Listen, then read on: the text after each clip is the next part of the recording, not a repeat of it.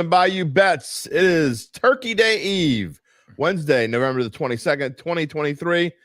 We wish everyone a happy Thanksgiving, and we're going to give you a great show here today. We've got about 45 minutes. It's jam-packed, so we'll get right to it. We remind you that Caesars Sportsbook is the official odds partner of bet.NOLA.com, and we ask you to subscribe to our Bayou Bets YouTube channel so you can always know what is going on. Thomas Casale is with me this afternoon. We got all kinds of things to talk about. What is going on in upstate New York?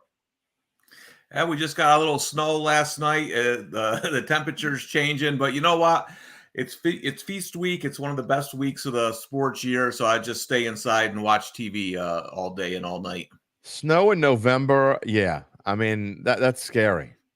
You know, we get snow about once every 4-5 years around here, so I can't imagine snow before December starts. Yeah, it wasn't a big one. It was just a dusting, but it's the winter's here up in New York. It's enough to let you know that it's coming, right? Yeah. All right. Topics of the day. Are the Saints going to make some Dirty Bird gumbo for Thanksgiving? We're going to find out in just a few days. They return from their bye week. We're going to talk about Derek Carr. We're going to talk about Jameis Winston. Who's going to get the start? There is one of the two has a leg up as of a couple hours, maybe not even maybe 1 hour ago. As of 1 hour ago, one of the quarterbacks has a leg up. We're going to get to that if you haven't heard the news. LSU and Tulane previews. LSU taking on Texas A&M. It is the regular season finale for both teams. As you can see, I guess you can see who Thomas thinks is going to win the Tulane UTSA game. He's all prepared. And then we're going to have a little college football playoffs debate. So talk about, where the rankings stand, who we think does it matter where they stand right now, or the college football committee, whatever you want to call them, a bunch of morons. Well, we actually all agree on that. So we're not going to debate that. Yeah, that's not a debate. So then we'll get to our big bucks of the week. And who's going to be the turkey? Who's going to be the giblets of the week here on Thanksgiving Eve? We'll find out soon enough. All right, Thomas, let's get to it. Let's talk first about the New Orleans Saints. Some news earlier this afternoon that Dennis Carr saying that Dennis Allen is talking about Derek Carr progressing nicely, whatever the hell that means, through concussion protocol. It's looking more and more like he will be the starter at Atlanta, which leads me to the question, why is this team so scared to start Jameis Winston? It's weird. You're the one that told me, Jim, that there's just they don't like him. It's kind of big. Yeah, it's odd, listen, I thought Jameis Winston, I thought people tried to make him something he wasn't early on in his career. I mean, he had all these weapons and he's throwing 30 interceptions a season, but that doesn't mean he's not a good backup. Right. I would take Jameis Winston as a backup. So it's weird. Sometimes it's hard. We don't know some of the inside stuff, but to me, he's a guy, like, if Carr wasn't healthy, just personally, I would feel fine starting him.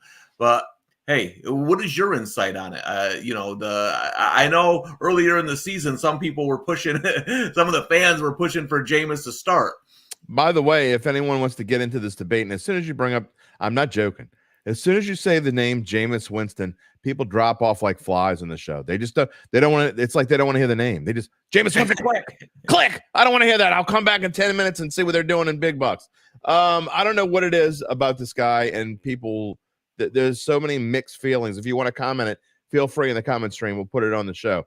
But here's my thing. I was surprised when they re-signed him. Andy Dalton had gone off and gone to Carolina, and I didn't think they wanted any part of Jameis Winston because they did everything they could not to use him. So to sign him as a backup quarterback, now they didn't give him a ton of money, but the fact they gave him like $4 million or whatever it was to be a backup, it just didn't make any sense to me because they're showing this year again, they're avoiding using him like they're avoiding the plague. I mean, avoiding salmonella on Thanksgiving. He should have played in the Tampa Bay game. And now here we are again. It's obvious Carr could use another week off, but it looks like they're going to force him in against Atlanta, and he's probably not going to play very well. It kind of changes my mind on what I think about this game, actually. Yeah, it's interesting. And let me ask you this, Jim, thinking long term. Obviously, the Saints aren't going to use a high draft pick on a quarterback, but do you think they start looking in that Dak Prescott third to fourth round area for maybe somebody as a backup? Because, like you said, it just doesn't seem like they trust or want Jameis Winston.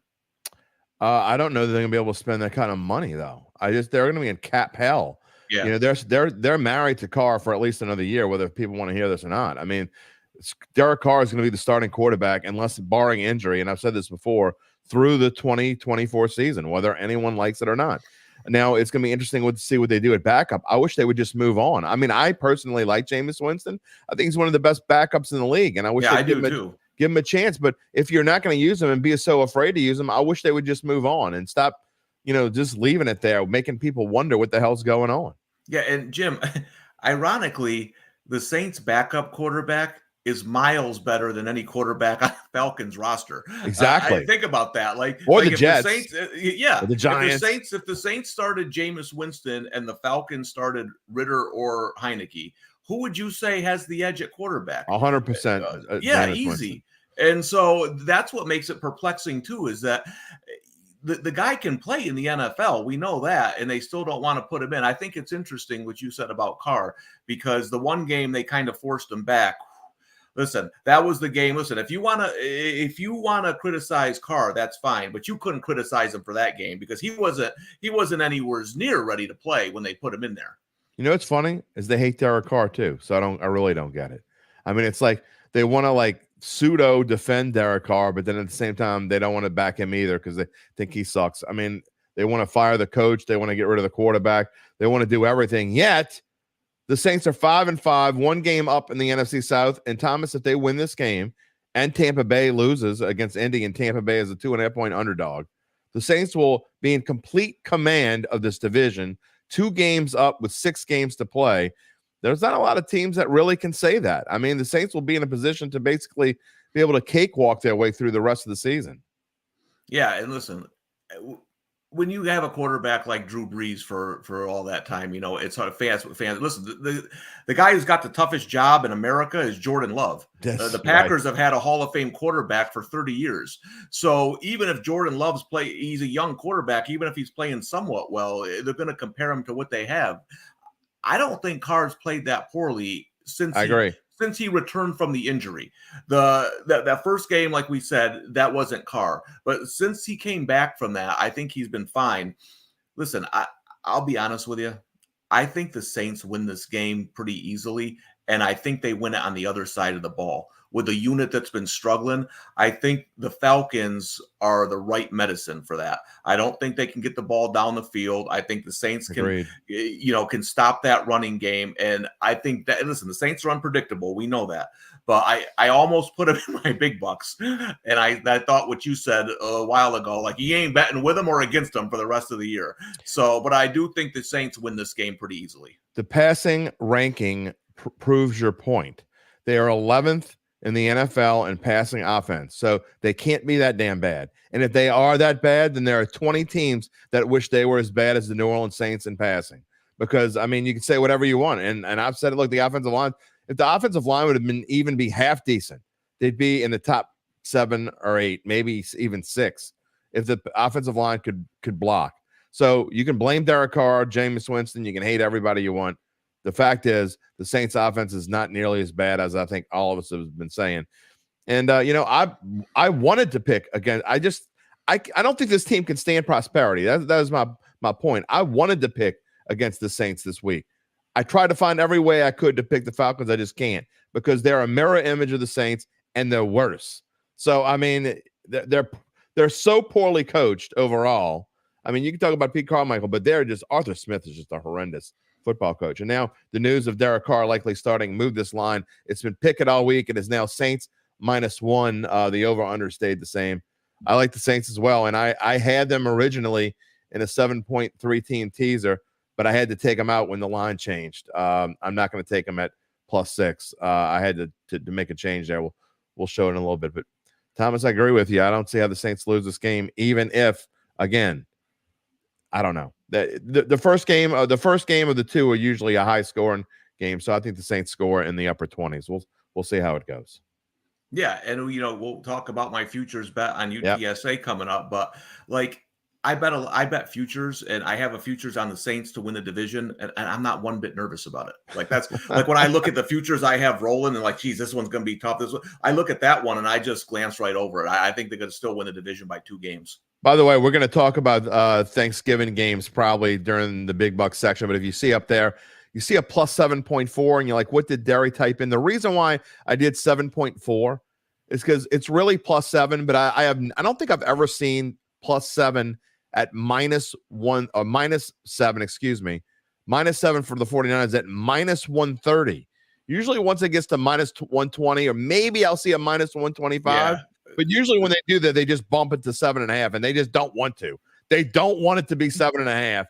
And so they are begging people here to bet on any way they can, trying to keep it at 7, begging people to bet on the 49ers, which tells me Vegas thinks it's going to be a closer game than a lot of other people think it's going to be. And I also think it could be a little bit closer game. A division game. So I know Kenneth Walker's out, and I know that their quarterback is banged up as well, but I don't know. We'll talk about that. Yeah. And listen, I'm the biggest. Zach Charbonnet was my favorite player in college football for 2 years. He's not Kenneth Walker, but he's a really good player. And I don't know. I almost took this down in a teaser, and then I thought kind of what you thought, like, I don't know, man, this could be a tough game Thanksgiving night. I don't know if I want to do it. Yeah, I have attacked this game, but I'll show you how I'm attacking it a little bit. All right, let's move on. I do want to talk a little bit about LSU and Tulane before we get to our college football debate, and then we are going to wrap it up with our picks of the week, which obviously includes the NFL and to some degree. I think Saints Falcons may or may not be in there. We'll get Gabe and Spencer's thoughts on Saints as well coming up a little bit. All right, LSU. Thomas, you and I have kind of talked about this, I think, more in pre-production than we have on the air, but I think we both agree there's not much more Jaden Daniels can do. I don't think there's any way he wins the Heisman this weekend. He's either going to win it or he's not, but I don't think there's anything else he can do. But I think he can lose it if he has a poor performance. No, agreed. And one thing that's kind of interesting, Jim, when I was researching this game, and you got the stats up here, I didn't realize this, but A&M is first in the SEC in total defense and number 2 against the pass. That just goes to show, listen, Jimbo can't coach, but he can recruit. This is a heck of a job, whoever wants it. Yep. They have talent on the defensive side. They just never got the offense going. So this is going to actually be an interesting game for the LSU offense. They're not playing, Georgia State here, but I agree. Most people aren't going to come in and give Daniels a break because they're playing a tough defense if he doesn't play well. He's got to play well to stay in the race. If they lose, go watch the Pac-12 because that's where the Heisman winner is going to come from. Yeah, before I took this job, I was covering high school football up here in St. Tammany Parish and just north of New Orleans, for those who aren't from Louisiana. And they're one of the key linebackers, key defensive players for Texas A&M, Edgerrin Cooper. He was a stud linebacker at Covington High up here, and I got to watch him play for 4 years. Man, that kid could play. And so it was kind of a surprise when we went to Texas A&M, but that defense is legit. And one of our people has the over in their big bucks. I'm not going to say which one. Uncle Big Nick also had the over. This line is dropped. Sharps likes the under. And I got to be honest, I like the under as well. I don't think Jaden Daniels is going to do what he's been doing. And I think that the A&M offense is not going to have the success that a lot of the other SEC teams have had against this LSU defense because they're not that great at passing the ball either. So we'll see what happens. But I don't like this over at all. I wouldn't touch it, but I definitely don't like that. As Gabe says, Texas A&M not only has the number 1 defense in the SEC, they have the number 6 defense total in the country. So that is saying something. But before we move on to Tulane, Tom, I want to look at these numbers. That the reason why I posted these things, not just to show you the Heisman odds, but to show how far apart Daniels and Nix really are. Sure, if you want to show their passing numbers, they're basically the same. All 3 of them, Daniels, Nix, and Penix, are all about the same. But look at the difference in rushing yards. There's a 900-yard difference between Daniels and Nix and more than 1,000 between Daniels and Penix. I mean, come on, man. What else does the guy have to do? Well, and the thing, Jim, is like, and we've discussed this on previous shows about kind of like the narratives of the Heisman. If Tim Tebow had these numbers, you could close up shop. Yep. You know what I mean? Like, it's over. Tim Tebow winning the 100%. Heisman with these numbers. Jaden Daniels has never, until just I think the last week or so, hasn't been like a media darling, right? For whatever reason, they haven't gravitated to him. It's I think more of the narrative story has been about Bo Nix. Just kind of because listen, Bo Nix was terrible. I probably got tweets I got to go delete before Old Take Expose finds him if he wins the Heisman. I mean, he was terrible at Auburn, right? And then he goes, and I think that's been more of the narrative, the Bo Nix journey instead of the Jaden Daniels journey. But if somebody like Tebow or Manziel had these numbers, I mean, we wouldn't even have to watch a Heisman presentation. I couldn't disagree at all. And, I think you and I are both in the same board, though. It's not what we think. It's what Joe Heisman voter or Joanne Heisman voter thinks. And I just think it's just silly. There's so many biases in these Heisman votes. There's people that I'm not going to vote for so-and-so because, and a lot of times it's not that they're voting for someone, they're voting against someone else. Right. And it's really, I mean, I've heard it all. I mean, I've known sports. I've been in a sports writer for 33 years. I've heard every stupid comment there ever was. I mean, we can go back to Woodson beat Peyton Manning, for Christ's sake. That's the most travesty of travesties. I'm still pissed off about that. But anyway, we'll move on. Tulane is facing your UTSA Roadrunners on Friday afternoon at Yulman Stadium. There it is. Got his Fighting Roadrunner shirt on. Look, we've been talking about Tulane playing cat and mouse all season long with their opponents, kind of batting them around and said, all right, I had enough. And then they just do what they need to do to win. I don't think they can do that tomorrow. No. And, listen, when you place a futures bet in July, you're hoping it goes the way you think, right? And that doesn't always go that way. The reason I took UTSA is because I thought they were the second best team in the conference behind Tulane. And I said, geez, there's a chance they meet in that last game, both unbeaten, with winner take all. And that's what we got. So, at plus 450, I'm glad I have a chance at this game. I think it's going to be, I think this game will be a good game. It's going to be a competitive game. It's going to be a fun game to watch. The thing Tulane has to worry about is Frank Harris, the UTSA quarterback, was injured early in the year, and the offense was just off. Yeah. It's rolling now. So I expect points. I expect entertaining. I got a hunch Tulane wins a close one here, but when you bet something in July, you can't ask for anything more than a shot. See, I kind of like the under in this game, and the reason why is because if Tulane's going to win, they know they're going to have to punch this team in the mouth, and I think that's how they're going to win it. Because look, Michael Pratt is the all-time leading passer in Tulane history, but let's face it, he hasn't had that great of a year. Ever since he got hurt early in the season, he's kind of been off. He hasn't exactly been on. So I think the Wave is going to shore this thing up with defense. They're going to force the Roadrunners to throw the ball because they just don't allow anybody to run the football. They're the best team in the country when it comes to running defense. And they're just not going to let UTSA do a whole lot. When you get the key on the pass, and I think that UTSA will try to pass, they got a lot of ego, that team. They are kind of fun to watch. But I like Tulane as well, but I think it's a lower scoring game. I think it's in the 20s. The higher scoring it is, the better it is for the Roadrunners. I will say that. Listen, I'll be honest, futures or no futures bet, this is one of the games I'm looking forward to watching the most this week. I think it's going to be a heck of a football game between two really good teams. You definitely got your money's worth out of that future because I tell you, I mean, who could have thought this team would come into this conference right off the bat and be able not to just compete and be at the top while somebody's raising their hand back in the green room. We'll worry about them later. I will say this. He lives in Texas. Yeah, I will say this, Jim. And this is coming from a guy who used to root for SMU as a kid with the old Pony Express. But I think the team that wins this game, that's going to be a good bet in the championship game. I think this is the winner right here. I agree wholeheartedly with that, for sure. I will say I have just off topic. I have a bias against San Antonio, and the older folk from New Orleans will remember this. When the Saints during Katrina, San Antonio tried to steal the Saints away. Still a little pissed off about that, So San Antonio can climb into a hole. My wife gets mad at me because I refuse to do anything involved with San Antonio. She's been wanting to go there for years, and I'm not happening. You can go without me. You can bring the kids, do whatever you want, but I'm not going. All right, that's a whole nother story. All right, we're going to move on. College football playoff debate time. I got some odds on the screen here. They are in order of yeses. So obviously Georgia, barring something just silly, is going to make the college football playoffs. They are minus 350. You got to bet on the S. I mean, even if they lose to Alabama, I think they're in.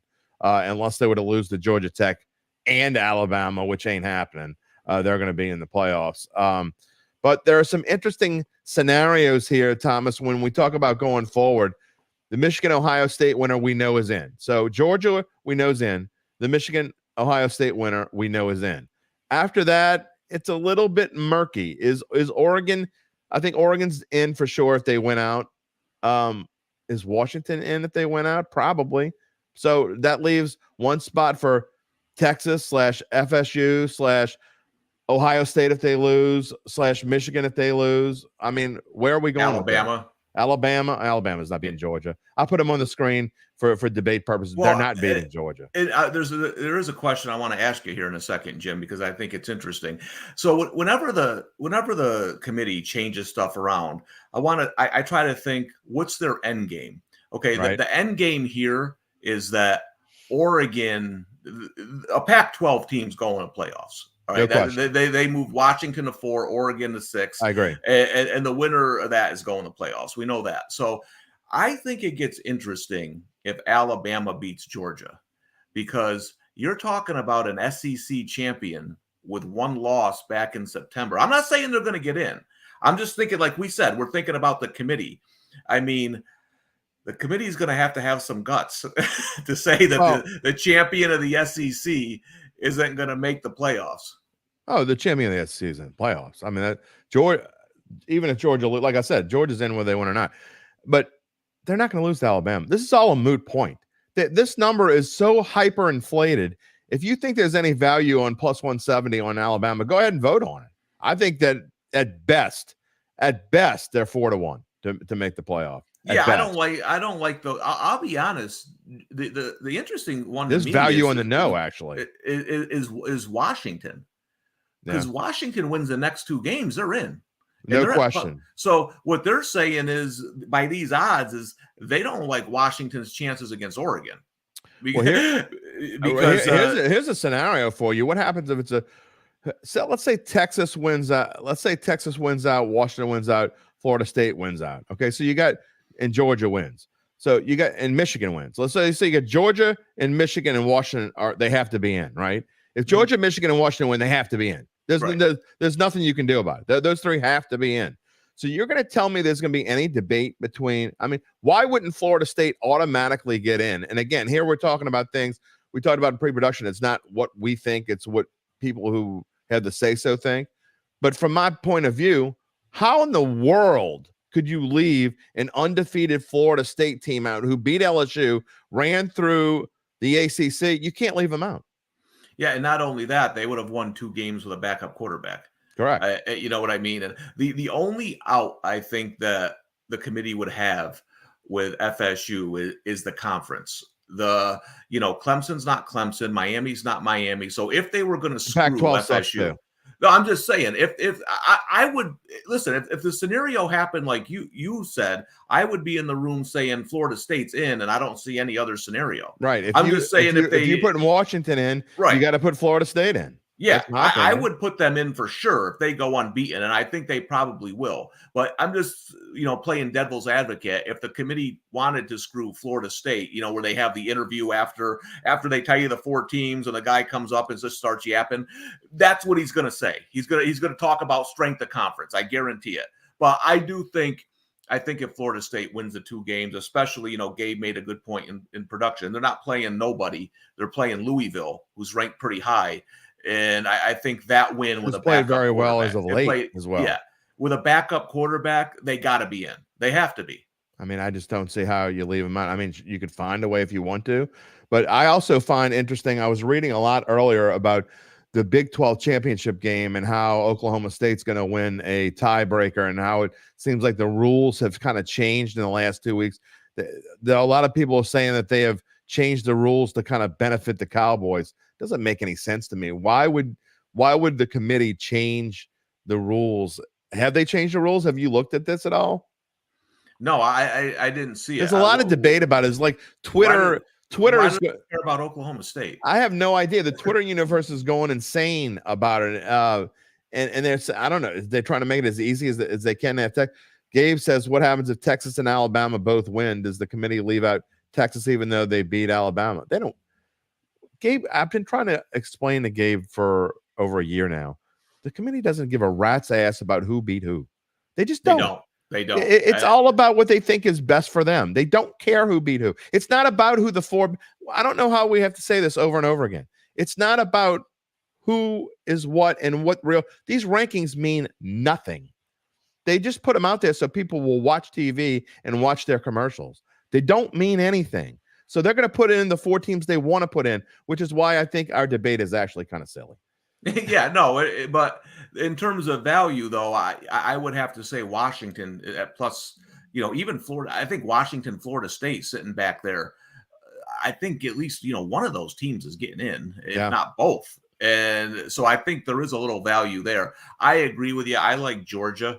I just, man, it's going to be interesting if Alabama wins that game. I don't usually watch these college football playoff shows, but if Alabama wins that game, I'll be sitting there front and center to see what they do. I said this Monday. I'll say it again. You don't need to wait. That's going in my big bucks. I don't care what the spread is. Georgia's going to beat Alabama. Kirby always steps up against teams, especially as of late. In big games, Georgia plays their best games. Yeah. And they're going to step up. Alabama is still not that good. I just don't. They have improved from the beginning of the season, and Milroe has certainly improved from the beginning of the season. There's no question about it. I think the entire Alabama team, and look, I give Nick Saban credit. He deserves, obviously, all the respect in the world for what he's done through his time in Alabama. But this may be his best coaching job yet. I agree with you. I don't think this is your vintage Alabama team, and I'll go one further. I don't think Jalen Milroe is going to be the starting quarterback next year. I think they're going to get somebody in the transfer portal. You know 100%. What I mean? So they're here knocking on the door with a guy who's not even going to be their quarterback. So I think it's been a heck of a coaching job by Saban this year. I agree wholeheartedly, and I was wrong about Saban going into the year. I thought they were going to stink, and he wasn't going to want to be a part of this rebuilding process. And I thought he would. This would be his last year, but I was wrong about that one. So I'll admit. Wrong where wrong is. All right, give me your 4 teams. What 4 teams are going to make the college football playoffs? Georgia, Michigan, Oregon, Florida State. I have the same 4, except something keeps telling me, and I know everybody's all over Oregon. That's why I like Washington. I think Washington's going to win. I just do. I think that I think Oregon's going to have a lot of struggles this way. I almost put it in my big bucks. I agree. That 13.5, they're like, please take the Ducks. Please take the Ducks. I think it's going to be, and after Oregon State lost last week, they're pissed off. I think they're a really good football team. And I don't think anyone's giving them credit. I know Oregon's defense has been pretty good, but I think Oregon State's going to give them all they can handle. It would not surprise me at all if Oregon State won that game outright. No, I agree. The reason I said Oregon is because if they win those 2 games, then for sure. Then they're in. But listen, those are 2 tough games. They are. And Oregon State, I almost put it in too. I liked it at 4. The 13.5. You know me in the half points. It's I hear you. But no, I listen. I'll tell you what. That's going to be a close. That's kind of an in-game wager maybe because this is going to be a close competitive game. I think that's a perfect live wager situation. You look and see how Oregon State starts.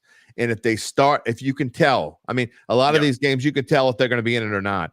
And I think if Oregon State looks strong early on, like middle of the first quarter, early on, bet them because I think they're going to keep it close because the line won't go below the only way the line's going to go below 8.5 or 9.5 is if Oregon State gets the ball first, drives down the field and scores. Otherwise, it's going to be 9.5, 10.5 somewhere, no worse than that. And I would rather wait and watch. So I agree with you there. Interesting. So you like Michigan to beat Ohio State this weekend?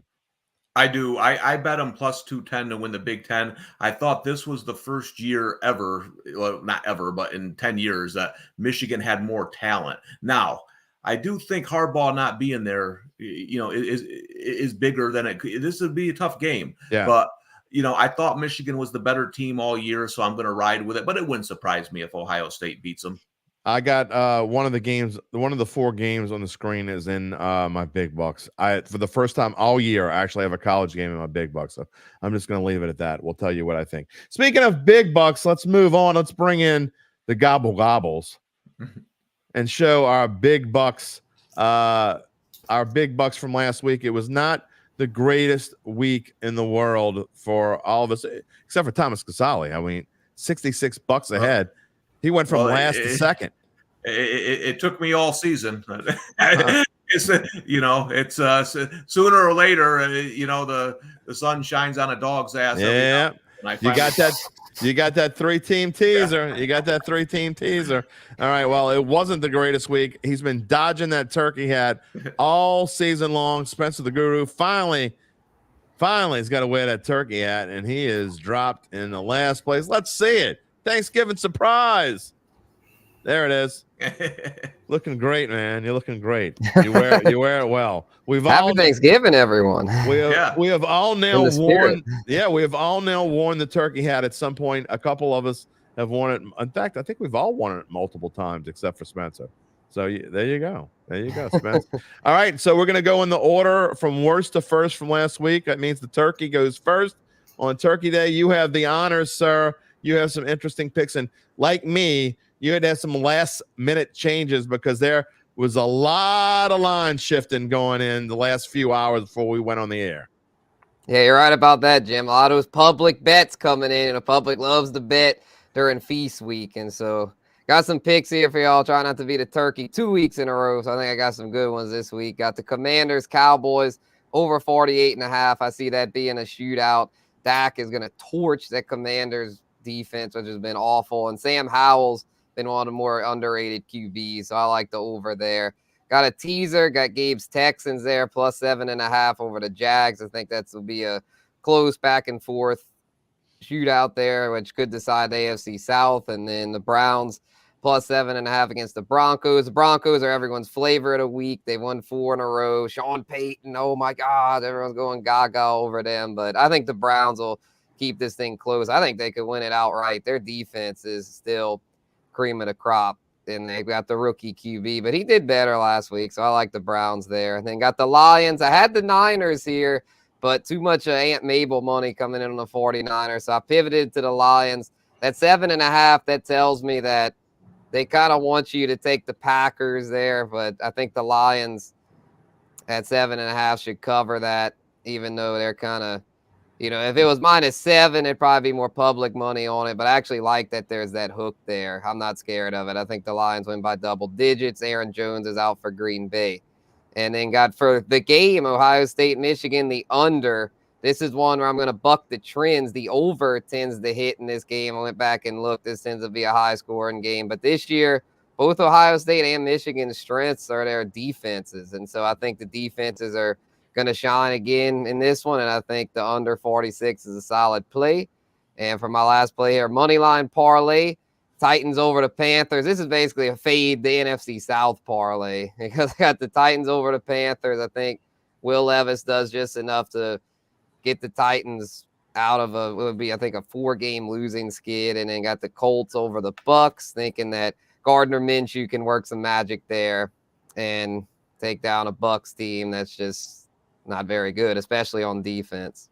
All right, Giblets, the Guru. We'll see if we can get that turkey icon off your screen next week. I'm trying to stay in the green.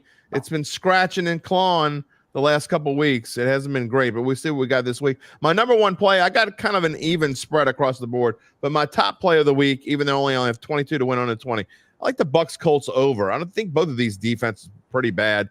The Bucks have a good run defense, which will halt maybe the Colts, maybe changing things up a little bit. If you want to play a Gardner Minshew over, but the Colts, I think will be able to throw the ball in the Bucks. Just don't trust them enough to pick them to win. Therefore, I like the over 44. This number has kind of crept up. It started off at like 41.5 or 42. The Sharps have been pounding the over. I like the over as well. I got a 3-team 6.5-point teaser. I had a 7-point teaser, but I changed it. Took the Saints out when they went to -1. I like them at +7. I don't like them at +6. So I put the Niners in there instead just to beat Seattle, basically. I think the Niners, I think it could be a tougher game than people think. I actually think Seattle might cover this game, but I like the Niners to just win because I think that they're playing well enough to where the Seahawks are just banged up. I don't think they're going to, I think it's going to be a lower scoring game. I think the Niners will be able to do just enough. Got Cincinnati over Pittsburgh. Oh, whoa, is Joe Burrow. He's out.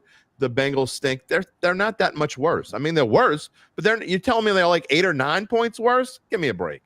They're 7.5 points. I'll take them. I think they beat Pittsburgh straight up. We'll see. I definitely like them with 7.5 at home, by the way. And then Cleveland getting 8 from Denver. I kind of agree with Spencer. I think the wrong team was favored here. I think Cleveland wins straight up. But regardless, I think it's going to be a close game because I don't think there's going to be a whole lot of points scored. I mean, you're talking about a game that's going to probably be in the 30s total. And if you want to give me 8 points with Cleveland, I'll take them because Cleveland's defense, Russ isn't going to be able to do all that much. And then the rest of the way, I take the -125 and the Lions -7. I don't want to give that hook.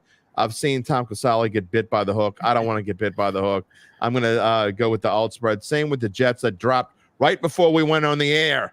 It went from 10 to 9.5, but I'm going to take that alt 10 at -120 over the Dolphins. I think the Jets number 5. Tua has not shown that he can do anything against a good passing defense. And the Jets are number 5 against the pass. And I think this is a low-scoring, tight game that the Jets kind of wipe away. I don't like Tim Boyle, but I think the Jets defense comes to play. And then my first college game all season long in my big bucks, I think Florida State smokes the Fighting Gators. Sorry, Billy Napier.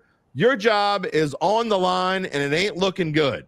I think the Seminoles roll in this game. I think they win by 3 touchdowns just to prove a point. And then maybe they'll get their rankings back. I really like Florida State in this game. Again, if I'm putting a college game in my big bucks, I really like it, and I really like that one. We're going to move on to Gabe, and we're starting to see a recurring theme as we see the Detroit Lions in another parlay. By the way, before you start, Gabe, did you know that if the Detroit Lions win this game, it would be the first time? How many years do you think it's been since they've won 5 games in a row against the Packers?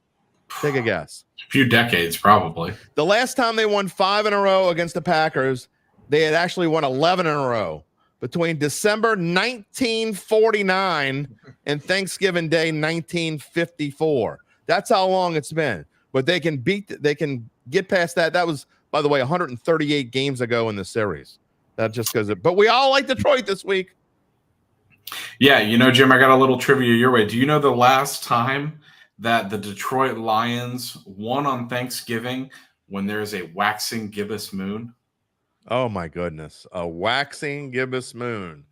I'm going to say 1922. Never. They're 0-12 Never. on Thanksgiving when there's a waxing. And you know what's out tomorrow? A waxing gibbous moon. So my daughter will be thrilled. She's always asking me if there's a full moon out. Yeah, I mean, but on to my picks. You guys talked about these games previously. There's some tricky lines here with the Lions and the 49ers, so I teased them both. I think I need them both to just win in that game, or in those games, rather. So a little turkey special with the teaser tomorrow. I like the Jaguars-Texans under 48.5. Listen, as Spencer said, the AFC South is essentially on the line in this game. If the Texans win, they take control of the South, and the Texans have owned the Jaguars. But here's the thing. I just have a bad feeling about this. Maybe it's the pessimistic fan in me talking. So I'm staying away from the points. I'm not picking this game. I'm taking the under. The Jaguars are 4-0 against the spread on the road. Don't like that. And as far as the under goes, the Texans have hit the under 5 times in the last 7 games. I think this one will be an ugly slugfest in the AFC South. And so I like under 48.5. Too many points for me.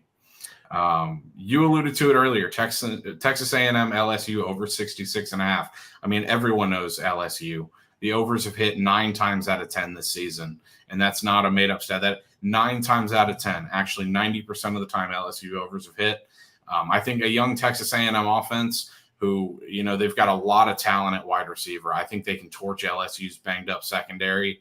And, A&M's hit the over 2 out of 3 times this season when they've been underdogs. So I think it's going to be a slugfest both ways. There hasn't been a defense that's shown that they can stop Jaden Daniels. I think both teams score in the 30s. I think they keep it close. I think they do hit the over, though.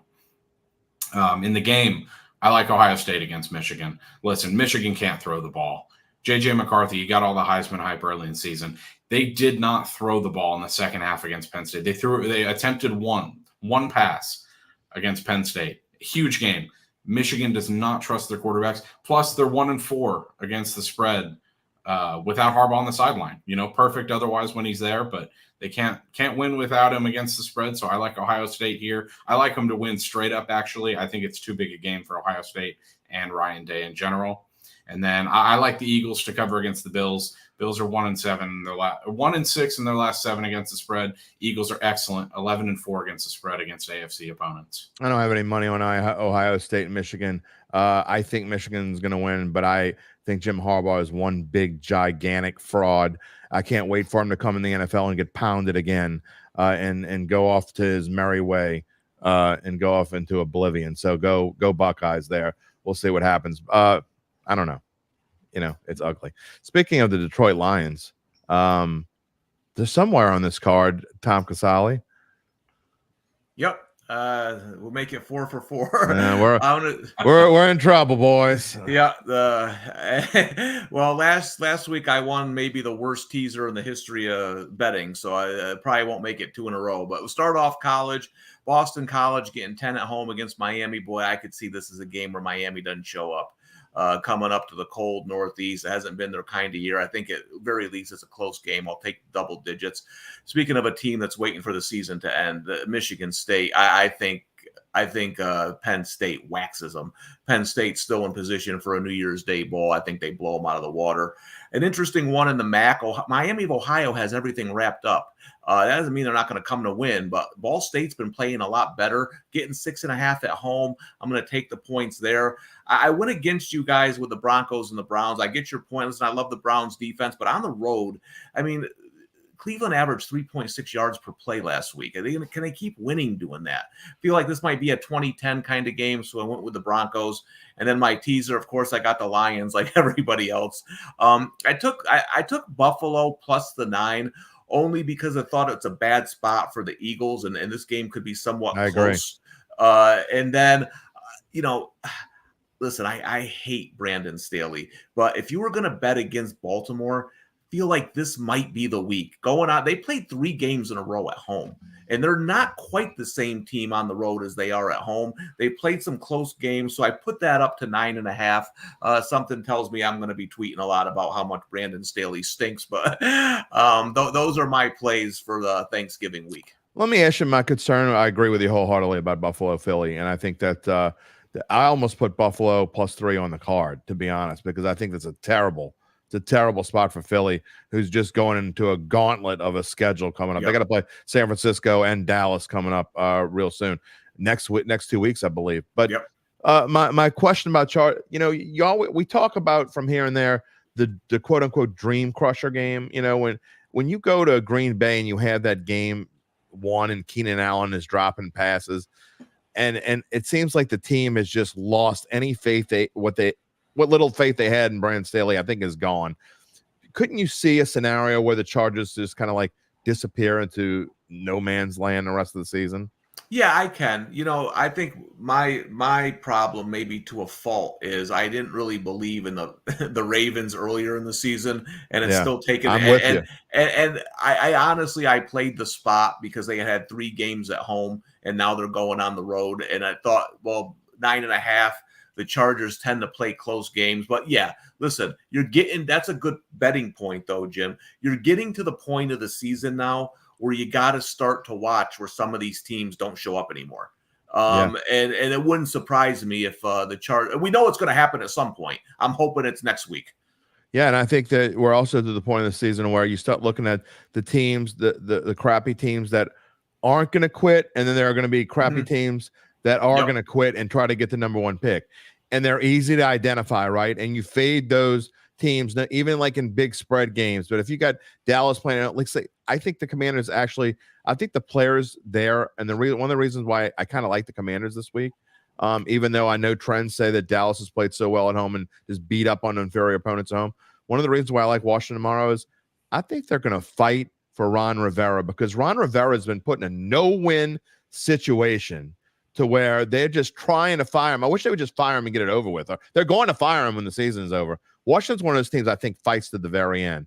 And I think when Sam Howell's on, he can really be pretty good. That's going to be an interesting game tomorrow afternoon. I'm going to be looking for it. All right, final thoughts as we go off on Thanksgiving Eve, guys. We're here on Wednesday. Obviously, want to spend some time with our families tomorrow.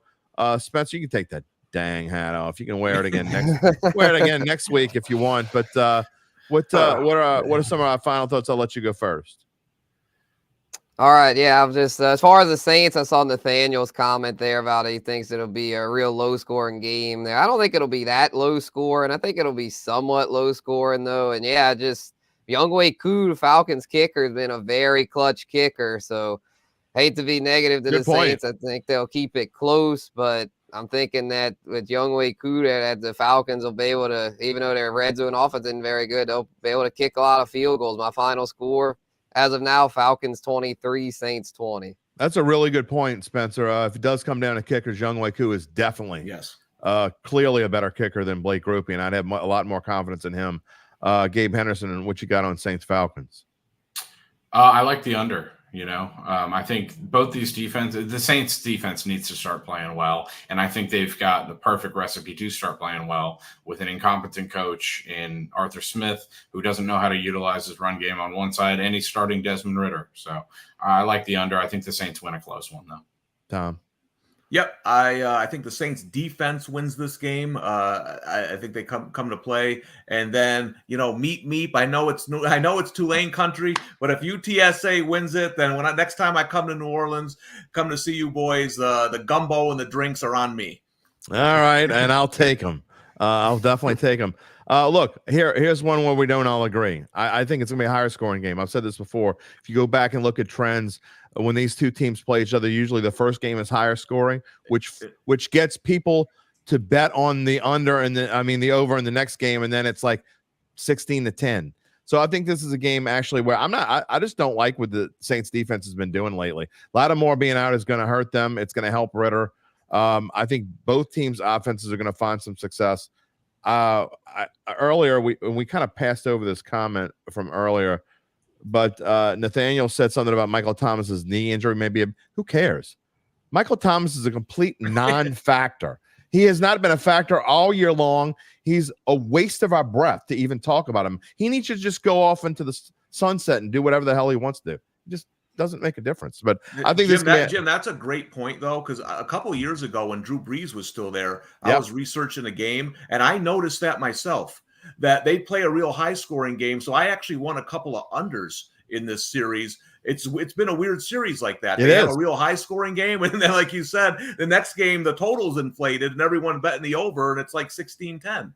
Happens a lot, and I think it'll happen again. I like the Saints to win this game, though. Again, I literally tried to find a way to pick Atlanta, but they're just not as good as the Saints. They're just not. I know the Saints can't stand prosperity. I get all that.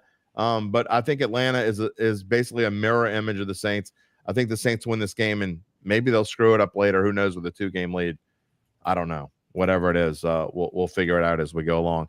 All right, we wish everyone out there a very happy Thanksgiving. Enjoy maybe the best football weekend of the year when you're talking about NFL and college. I actually think the first 2 weekends of the NFL playoffs are my favorite 2 weekends of the year, but this one's pretty darn good. So enjoy it. We'll be back on Monday with some more Bayou Bets. Spencer and I will have lots to say. He can talk about Younghoe Koo, and we can all drown in our sorrows. We'll see you on Monday. Talk to you later, everybody.